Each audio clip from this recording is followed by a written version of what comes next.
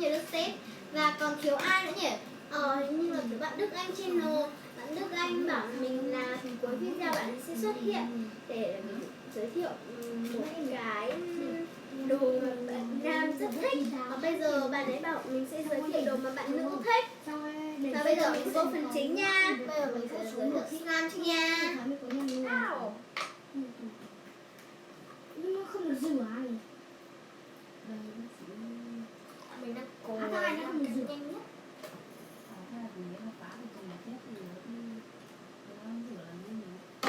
Rất thích luôn, cực kỳ luôn nha, rất thích luôn.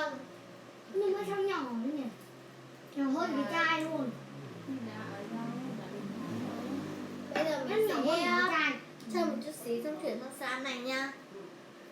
Chắc mùng quỳ nhỏ. Chuyển sang slime nha. 2 lần, 3 lần. Có nghe được tiếng mọi người? Rất là thích luôn.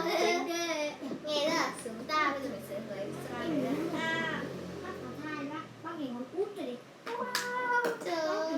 Bây giờ mình sẽ chia đôi ra nha. Đây.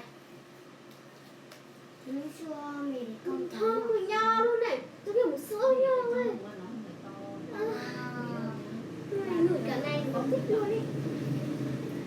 Cho mình sẽ ăn như thế. Đấy, ở trong bụng có ít trong. nó là nhỏ. Đây này các bạn nhìn nhá, slime để kéo dài ra. Mình sẽ kéo ra xong rồi thả cái bánh cupcake. Nó giống một con ở trong đúng không? Nó trong thịt này. Ví dụ như ở trong là băng ngón tay, nó ra ngoài thì mình là băng. Nghe thật đã tay, không biết mọi người nghe thật gì không, nhưng mà nghĩ là đã tay luôn. Cái dùng này cũng nhỏ. Con của bo làm đấy. Nó nghe nó rơi hết rồi này. Đây nha, kéo dài ra này này, xong rồi quấn lại. Bây giờ mọi người đang là có thể thấy chơi slime là như thế. Mình thấy chơi slime là như thế. Mọi người phải chơi thật nhanh nha. Nó nói sạch mà. Đấy. Đây mình quấn lại nha, mình quấn ở dưới đất. Có quấn. Mình quấn một cái hình không hiểu là cái hình gì. Bây giờ mình sẽ chọn chơi sang bên cái này luôn nha. Mình sẽ chọn cái này thử chơi. Mình chơi màu vàng. Đây. Cái này có thể nhét vào. Có hai cái này thì mình sẽ lấy con dao. Còn mình sẽ lấy cái còn lại. Cái này để mắc ra nha. Ui. Mình sẽ lấy một nửa thôi để cái này mà dùng với cái này là nó có thể kéo dài ra tít cái này nha. Rồi. Bạn nhìn wow, rất là thích luôn.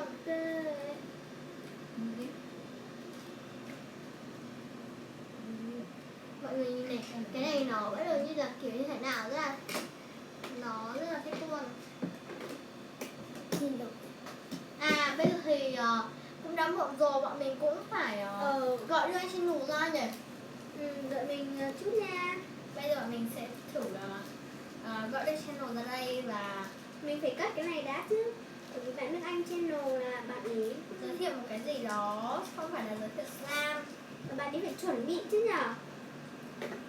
Bây giờ mình sẽ gọi thử nha. Mình sẽ gọi xem là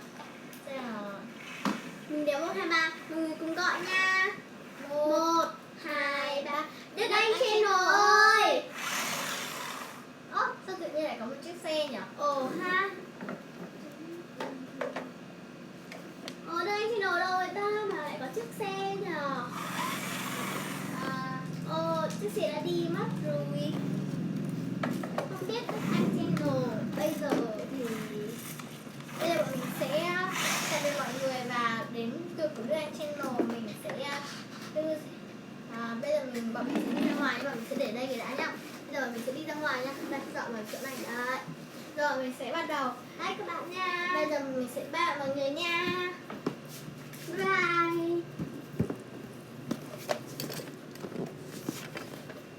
Hello.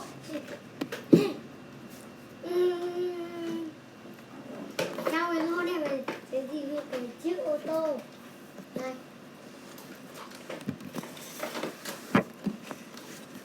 này chạy thường thường rất là nhanh, nhưng mà bây giờ nó đang sạc pin nó đang ở ngoài thì mình mang vào đây nhưng nó không chạy được. Thứ nhất nó có thể làm như thế này này. Thường thường thì ô tô nó chỉ đi được kiểu này, ô tô điều khiển đấy, mà nó còn cái ô tô này nó còn các bạn nhá, chi tiết rất là to, 180.000 đấy. Mọi người có biết mình đang ở đâu không? Đó chính là khách sạn gì đưa anh nhỉ? Khách sạn Villa Ba La Kham. Ô tô này ấy, là mua ở Lào là 180.000, nhân lên tiền Việt Nam là 1 triệu đấy. Này, ô tô nhân lên tiền Việt Nam là 1 triệu đấy. 1 triệu ô tô này tổng tiền Việt Nam.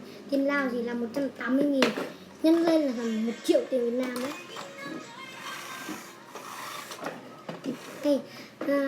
Ngày mai thì mình sẽ review cho các bạn xem ô tô này sẽ nhanh hay không nhá. Ok, bye bye.